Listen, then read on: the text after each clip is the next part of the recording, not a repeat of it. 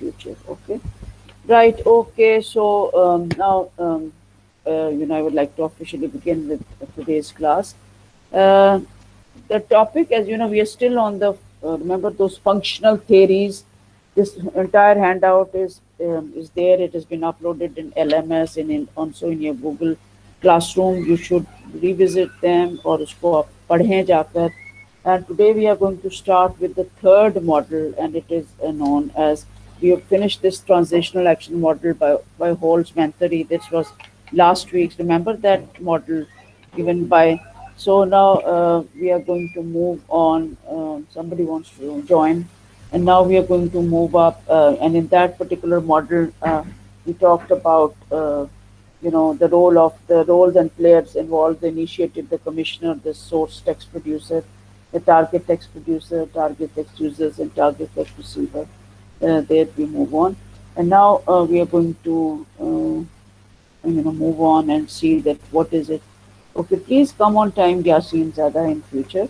So now we are going to move on, and today's topic is the third theorist. We are going to talk about, and the title of the theory is the Skopos theory. It's called the Skopos theory. Okay, so let's have a look at it and see that who was the propounder of this theory, with German, and what it was all about. Okay, so the Skopos theory, and today is the eighth online lecture.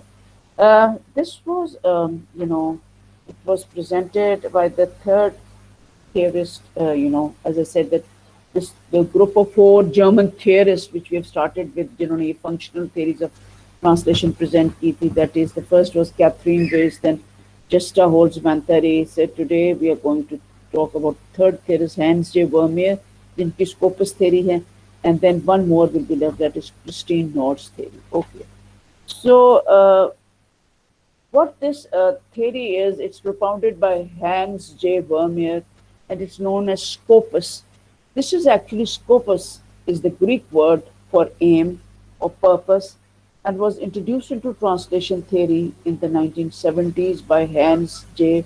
Vermeer as a technical term for the purpose of translation.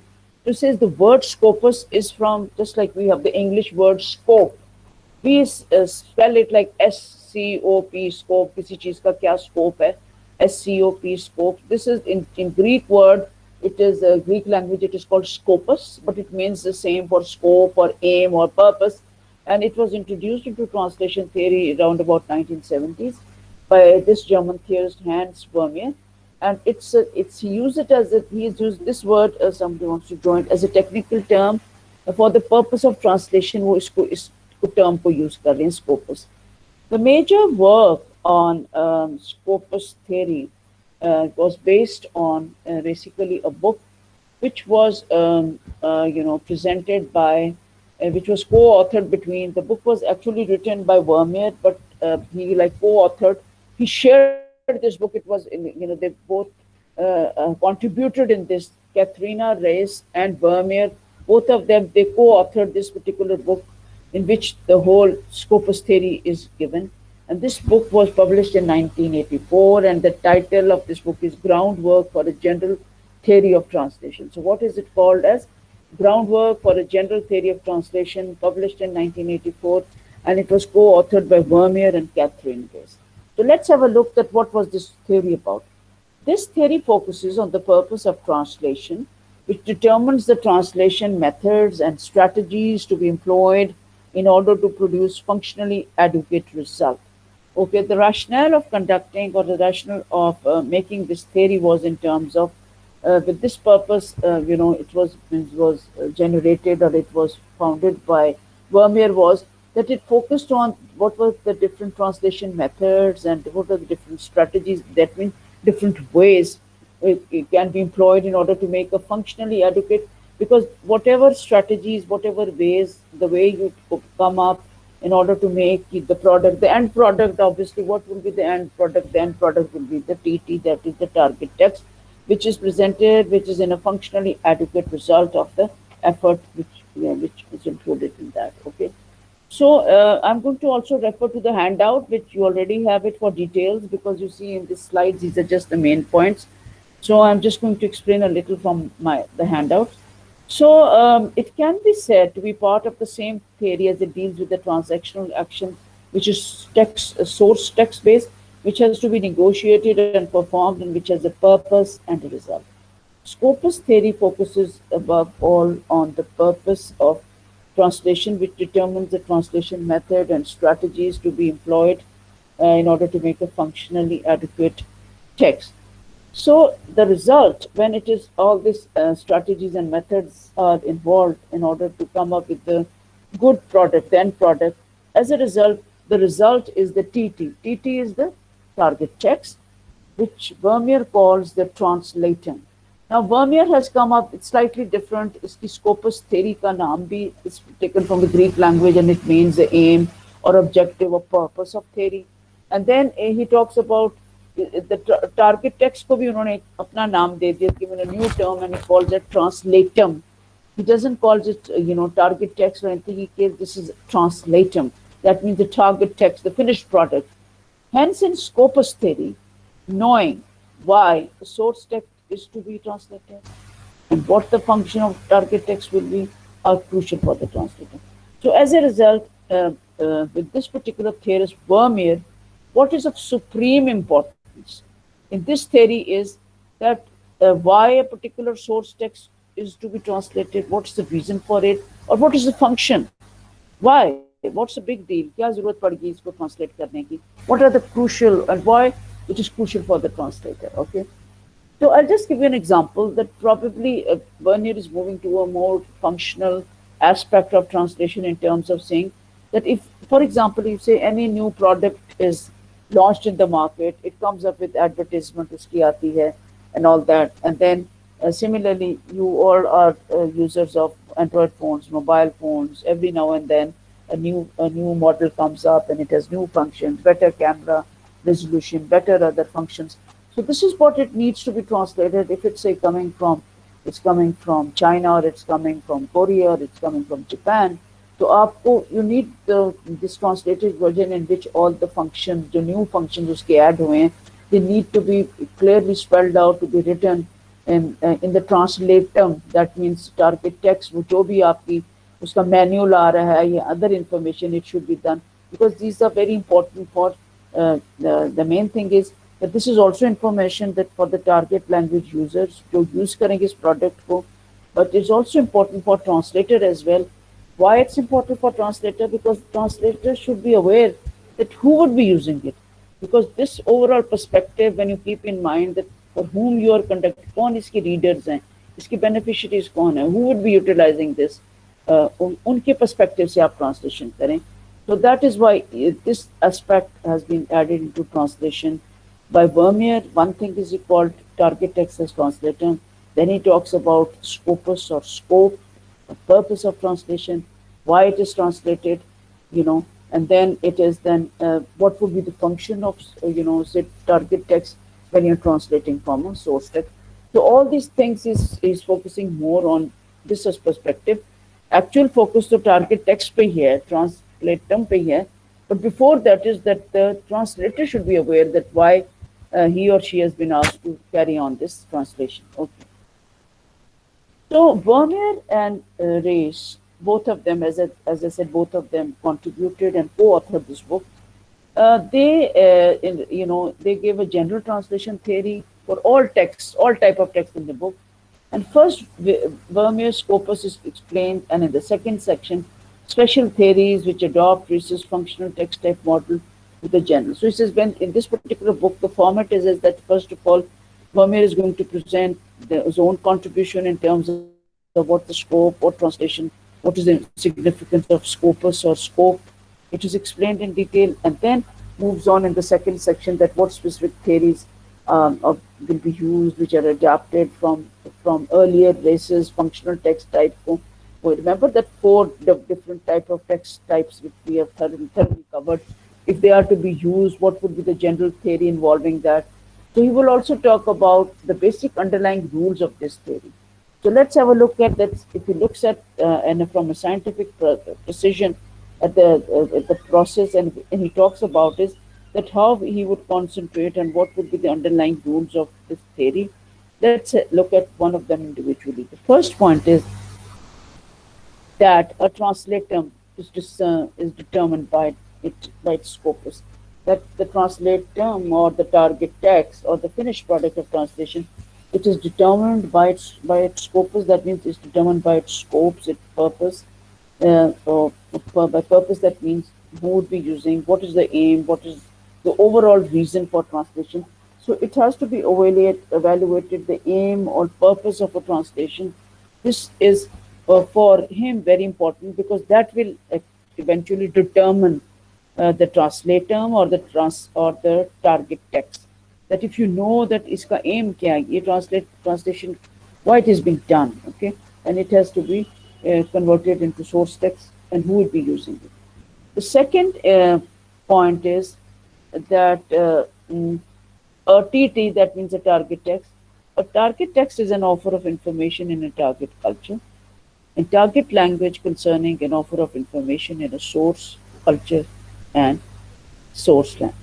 So he says that this relationship has to be understood, that when you offer a target text of translation, it is offering information in a new to a new in a target culture. That means to not only the target language, also to a target culture. That means culture of the target language, which happens to normally it should be different than the source language. So in a target language, and it should also be concerning and besides this to offer information in a source. So it's not only that it focuses on the target culture where it will be read, for whom it's being done, presented, the scope of TT. It will also have to be kept in mind that this also has something as it is came up from a source culture and source language as well. Okay? And then you have to see that from where it is originating, from which source culture, which source language is it being translated. The third is that a TT, that is target text, does not initiate an offer of information in a clearly reversible manner. So it says that once you understand the relationship between source language, source text, and target language, target culture, which all translators do understand it. But this is very important in this model, that this idea is not reversible. When you just have to look at target text. That was the aim of conducting this translation, this job. You cannot say that now it will be reversed back into say that source language or something. So it's not. You do not initiate with this. The information which has been presented in target text, it has to be presented there as it is, as the purpose, the aim of doing it. And the third is that the target text may be internally coherent. Now these 4 and 5 are important points which Vermeer is stressing upon, is that he says that when you have translated, the finished product of target text must be internally coherent. Internally coherent, that means within the text there should be coherence. By coherence means what? Coherence is it should be logically connected. There should be a logical connection between different paragraphs, and even within paragraphs, they should make a connection. It should be correct, semantically, structurally correct. Because normally it happens is that sometimes it shouldn't be a haphazard attempt. ऐसा ना हो कि आप कभी you move to sentence number 1 of source text and then you jump to the 4th sentence, missing the in-between sentences. So it would be, the first thing is obviously when you are, the target text which you have translated, there should be connection, internal connection, logical connection between it there. But you also have to say that point 5 is a target text must be coherent with the source text as well. So one thing is the finished product, the target text, the translator, उसके अंदर connection होनी चाहिए, internal connection, logical connection between sentences in a paragraph and between paragraphs. And you should also see that between the target text and the source text, there should also be a coherence, or there should also be connection, because as a translator, there's an immense responsibility that what you're translating the connection is to the source text from where it is translated in terms of relevance and in terms of coherence. A logical connection should be there. Okay.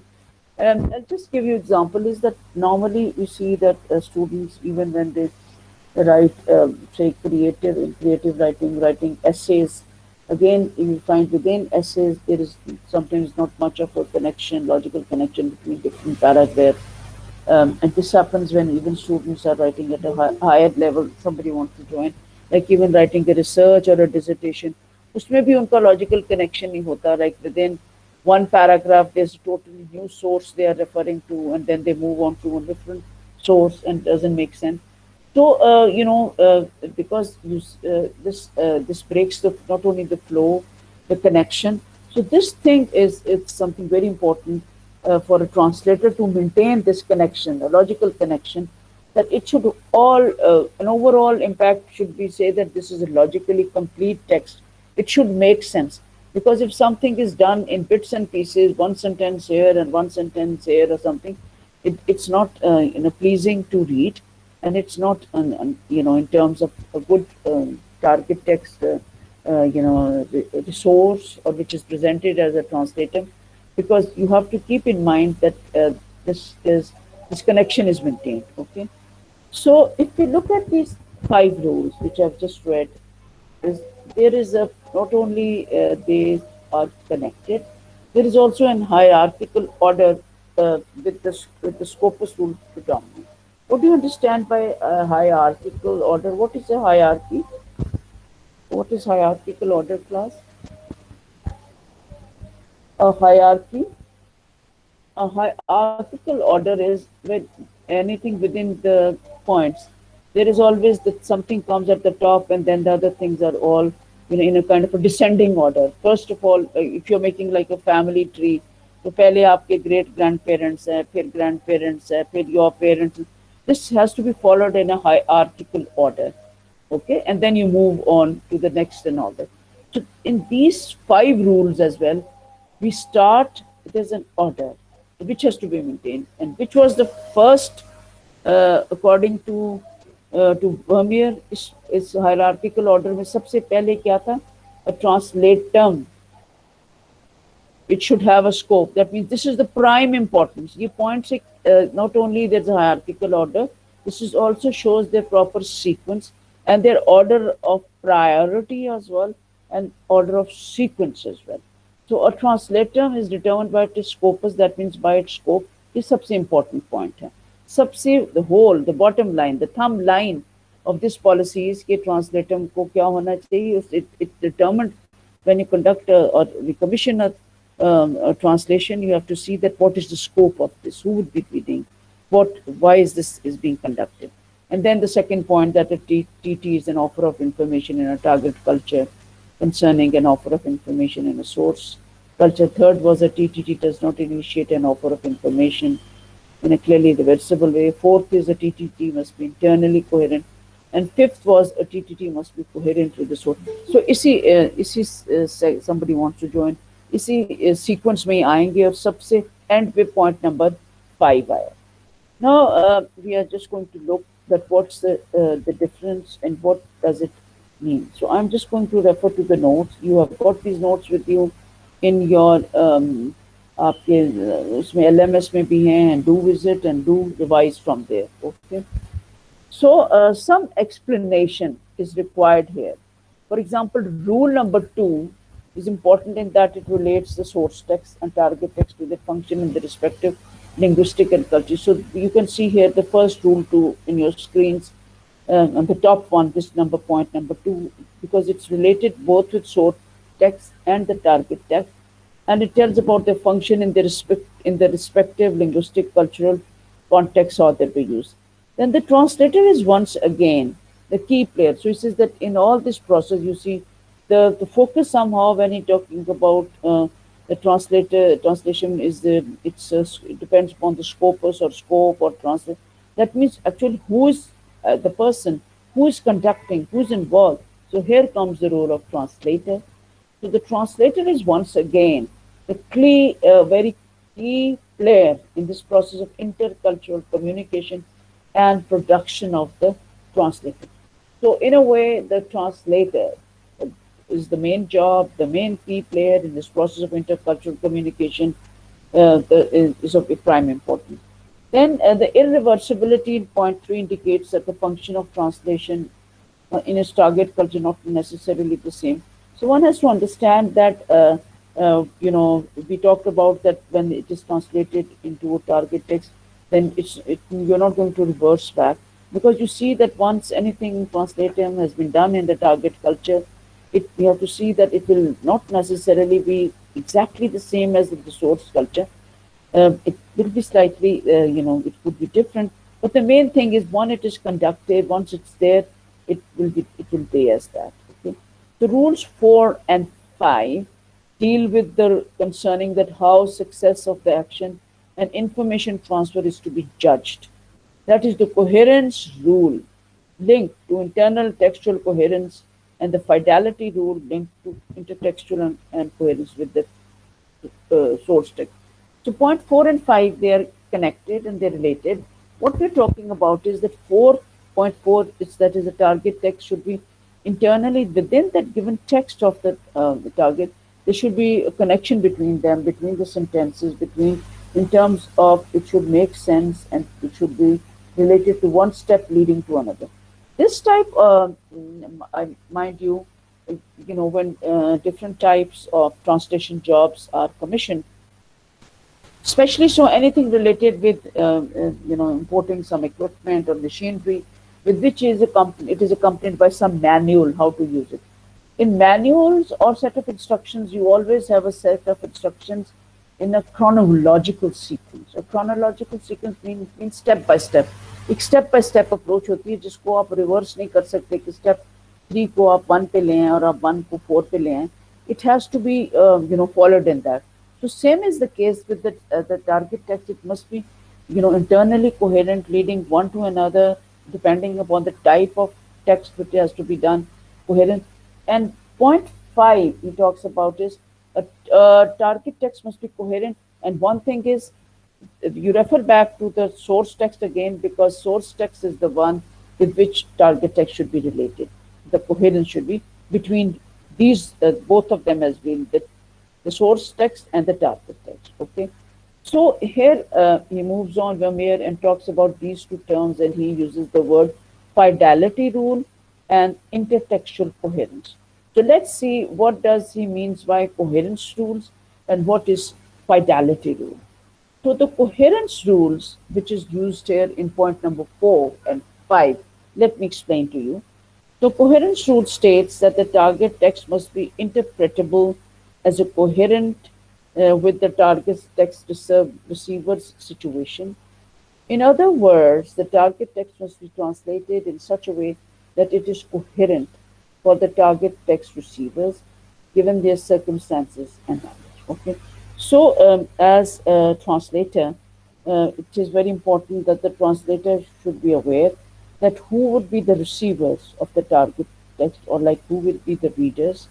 In that case, when it will be translated, it has to be kept in mind that it is not only follows a logical connection of coherence and all that, but it should be always be, in terms of understanding the target text audience, that it is received on their end, given their circumstances and knowledge. That don't write something in a very high flown language, like something is exported from Pakistan to China, और उसको आपने बड़ी high phloem English में उसके लिख दिया.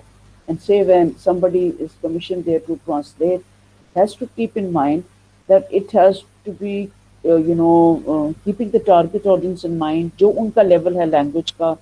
It has to be kept in their circumstances, their knowledge, their expertise. Keeping that in mind, the translation has to be done in that.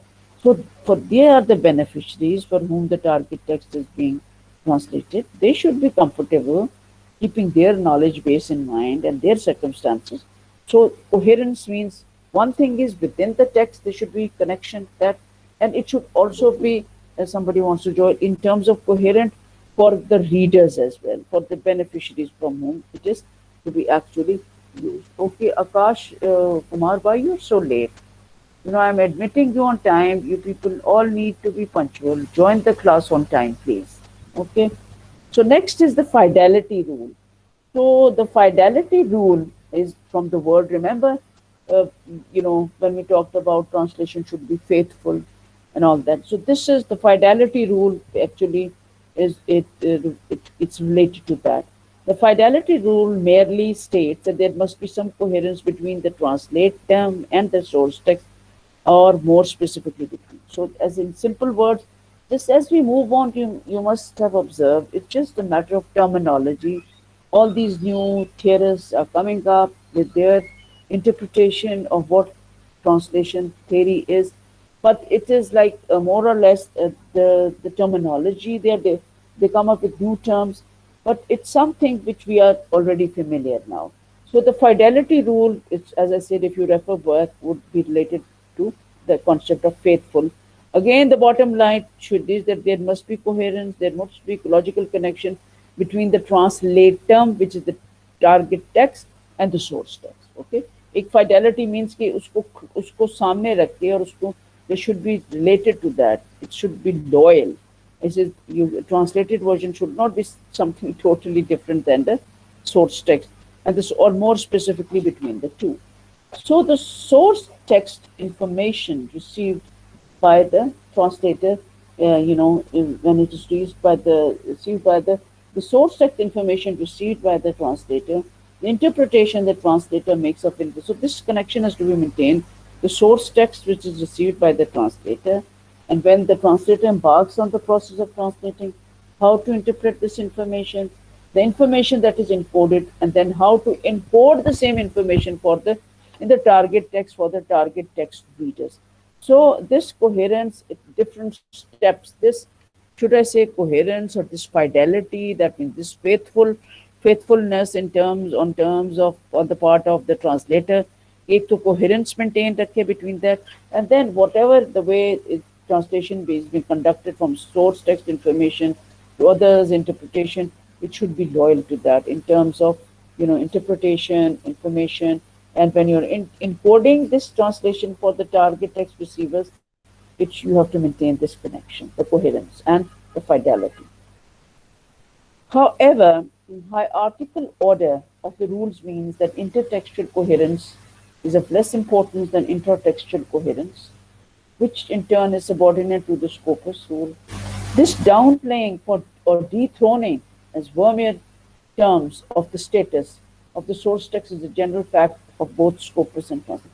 So if we look at these 5 points, he says what he's talking about is that these 5 points are also falling in hierarchical structure, which I just said, a kind of in terms of starting from the main point and coming on to the last one, hierarchical order. The top or the first one is this: a translation is determined by its scopus or scope. ये सबसे important point है hierarchy में. You start off with that is ये सबसे priority, the top priority, the top importance in this 5 points is that it is determined by its scopus or scope. And then we come on to other words, number 2. And he says, surprisingly, it's only at point number 5 that we are talking about that the target text must be coherent with the source text.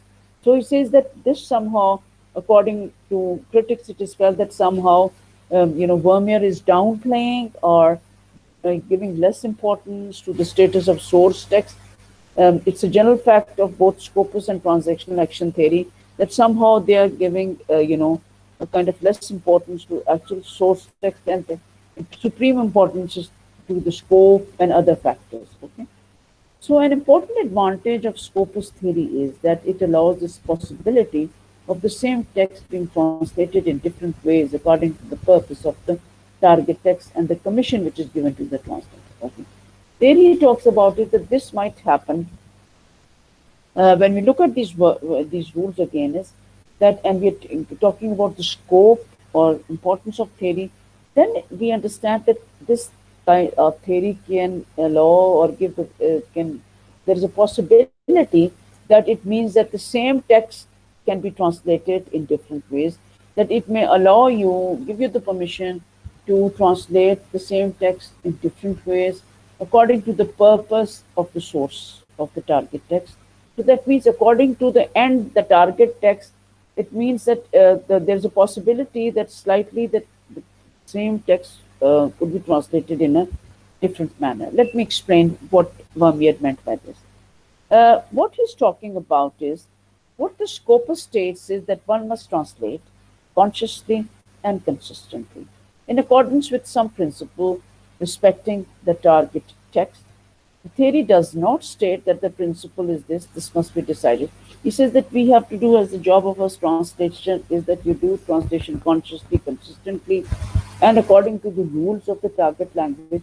And then Vermeer gives an example, and the example is he says that, say, there might be an ambiguity in a will, WI will, जिसको आप वसीयत कहते हैं, it's a legal document.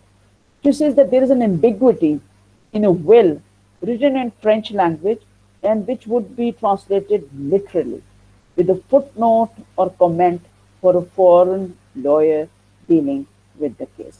Now, remember, I told you earlier that, especially with the language of law, which is called legalese, this is very important that the exact terminology is used. Any slightly different terminology would lead to totally different things. For example, it might lead to misinterpretation, and because in a will or a legal document, you cannot afford any misinterpretation, because that would totally change the it might change the rules of the law. So that is why this no ambiguity. There's no should I say position, or there's a scope for any ambiguity to be there. All ambiguities have to be cleared. Even if, say, example, a French will which has been translated into, say, English, and the French version source text उसके अंदर आपको literally with the help of footnotes, comments, you all have to be written there, so that when it is translated by the foreign lawyer dealing with that would know what does that this word point one or what this footnote implies and what's the comment given here. On the other hand, if the will appeared in a novel, the translator might be prepared to find a slightly different ambiguity that works in the target text without the need of a formal footnote. So as not. Say if it's the same will which has been just used in a literary text in a novel, or so it's just mentioned, by the way, then that will be not the case. Then obviously the translator's job is not to be very particular in terms of translating each and everything, and with the precision of having footnotes or comments. Then if it's a general remark, or generally it is mentioned about this the will in a novel, then it would be slightly even if that much of precision is not required in translating, and it will find a slightly different ambiguity which works in the target text without need of no formal notes are required as such, because in a novel it is said that if you have formal notes they may disrupt the reading process, so it's better not to have any formal notes included in that. In order for the translational action to be appropriate for the specific case, the scopus needs to be stated explicitly or implicitly in the commission. He says in order for any translation action to be presented or appropriate for any particular case, the scope has to be given clearly and explicitly, in the commission. Commission. Remember this term we talked about, that the commission for whom is given commission, and then as a project it's given who would be the translators and those different steps which were involved in that.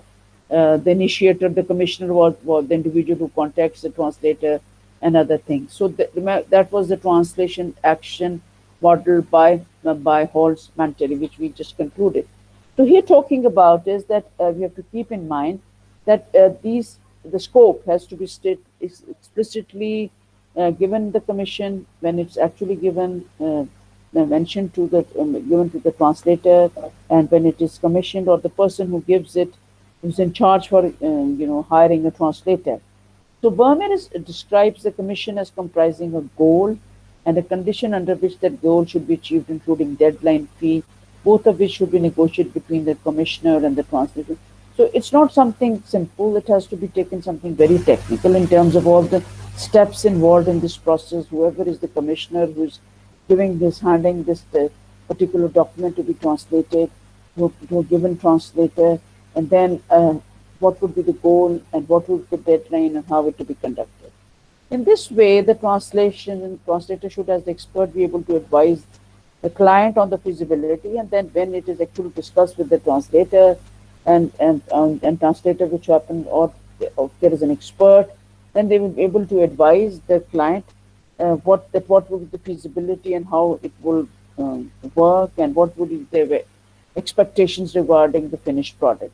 So the nature of TT, that is target text, is primarily determined by its scopus or commission.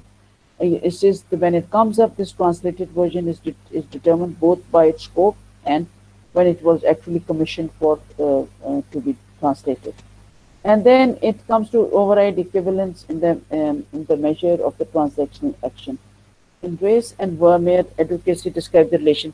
So in particular, both of them, they describe the relation between source text and target text as a consequence of observing in a scopus um, outlined by commission. It's functionally and communicatively adequate.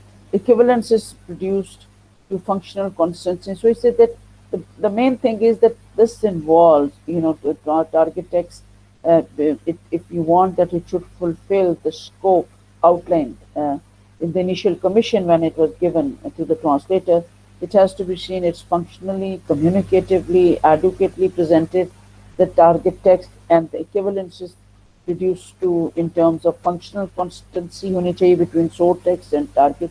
So these cases, those are the cases where function is the same for both source text and target text. Okay.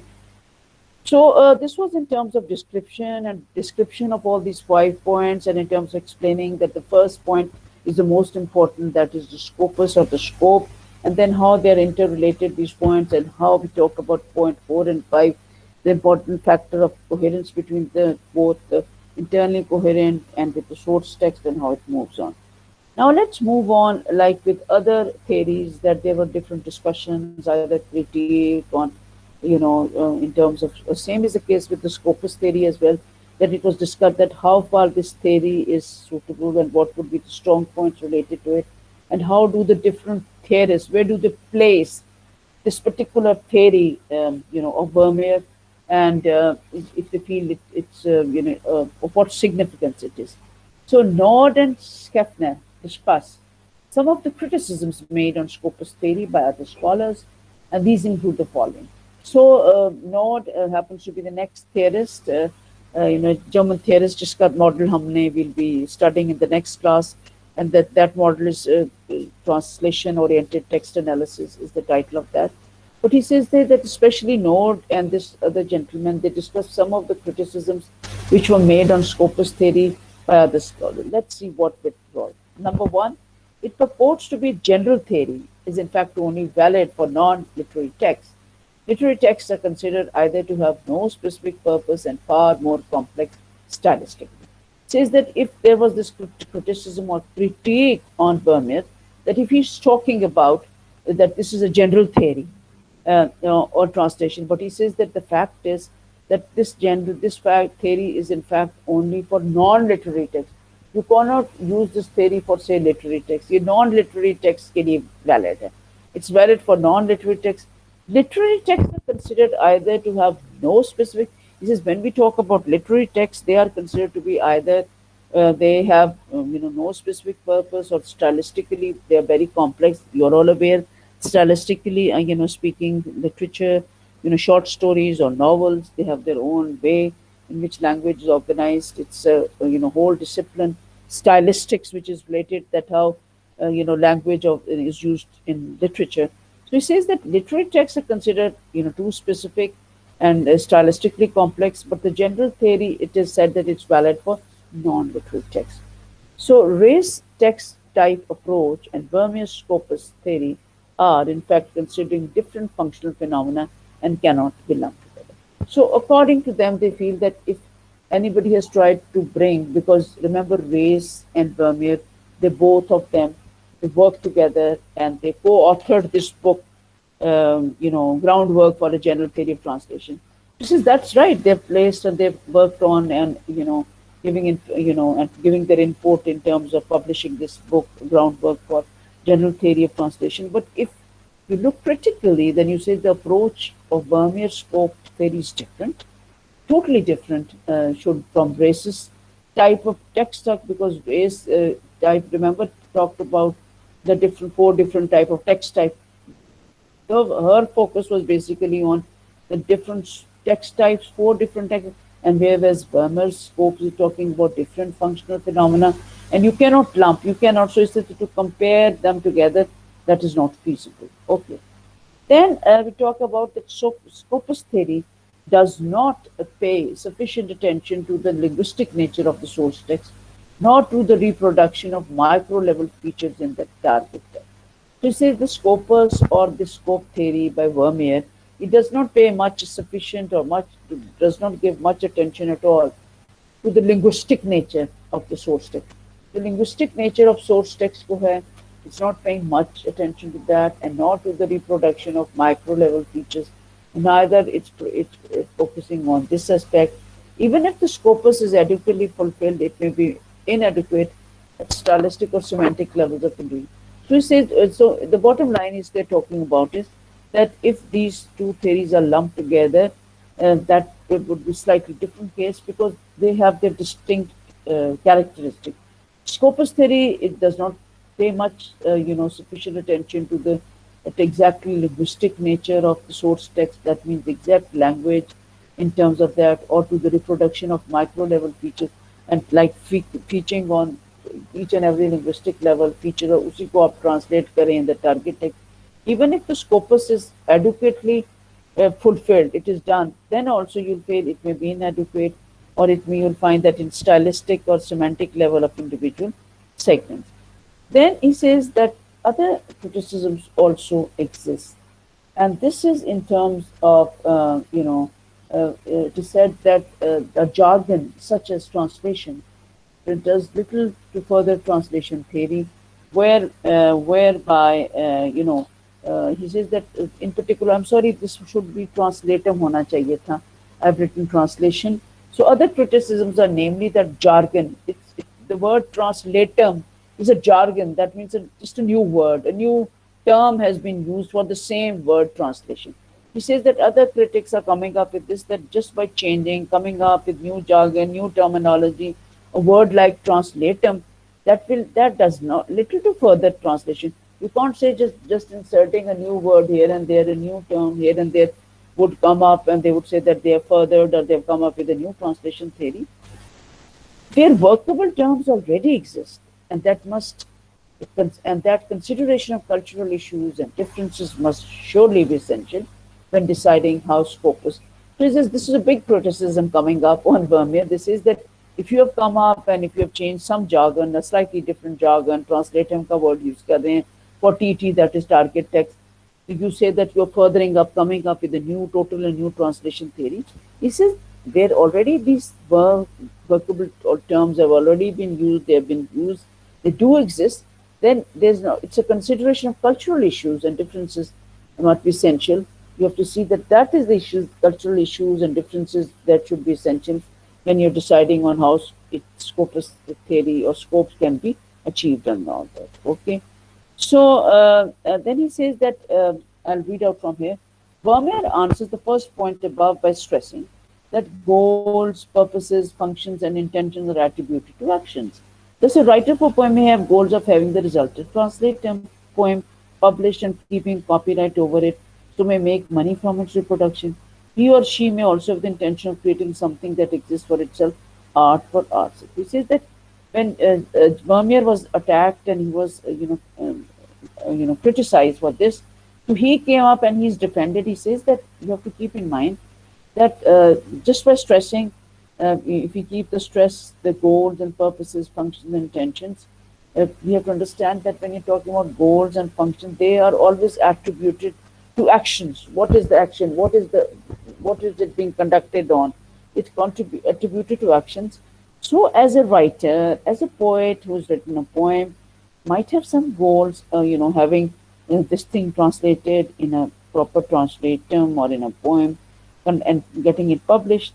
And for that poem to be translated in a different language, then obviously the role or the purpose of the actual person would be that he wants to make some money, because feels that a lot of ardent readers exist in that target language who would be interested in reading that poem. तो तब उसका aim होगा will be in order to make money from its reproduction. But there might be some other reasons as well. Maybe he's just creating something that exists for arts, and the other reason is just translating it for this purposes, that this is something for art's sake, just for the sake of doing it. The 2 points are at issue with the second criticism. To what extent does source text type determine translation method, and what is the logic of the link between source text and translation? He says that this thing moves up and brings us to this point, into this criticism, that if what extent the source text type helps in determining translation method को क्या help करते हैं और इसके पीछे क्या logic है. So what is the logic of connection of the link between source text and translation? इसके scope को इसके पीछे क्या logic है. The third criticism in particular is tackled by another functionalist. So he says that we move on and find out that another type of criticism is also tackled by another criticist, in particular Christian Node, and Christian Node, whose model of translation-oriented text analysis we're going to move on, and that will be like the fourth and last German theorist जिसकी हमने model को हमने functional theory के अंदर पढ़ना है. Okay, so this was like the end of whatever discussion of Skopos theory or whatever critique or criticism was conducted on that. Now I'm going to move on, and that's the fourth and the last theorist. And this all these notes, the functional theories of translation, ये जो fourth जो theorist है Christine Node, इसके भी आपके notes में है. You can visit LMS or you can see Google Classroom में इसको refer करें, page number 81 पे है. I'm explaining from page number 81 of your note about this. So the fourth was the translation-oriented text analysis. So this is the fourth German theorist, fourth and the last theorist on whose work I'm going to focus upon. Okay. So Christian Nord basically talked about text analysis in translation and presents a more detailed functional model. And her job was that she presented a more detailed functional sort of a model and incorporate elements of text analysis. And in particular, within text, is talked about text organization and the text organization above sentence level. And Nord first makes a distinction, Nord is making a distinction between two, should I say, making two basic types of translation product की बात कर रहे हैं, which are documentary translation and instrumental, translation. So Nord is basically talking about two basic types of translation, and these are termed as number one, documentary translation, and number two is instrumental translation. Okay. So I'm just going to briefly go through them in the next class, and that will be the almost winding up with the functional theories, because then I would like to move on to the next very important topic, and which is related with Vinuti's idea of foreignization and domestication. Okay. So class, this was what the planning for today's lecture. Now, if you have any questions, one by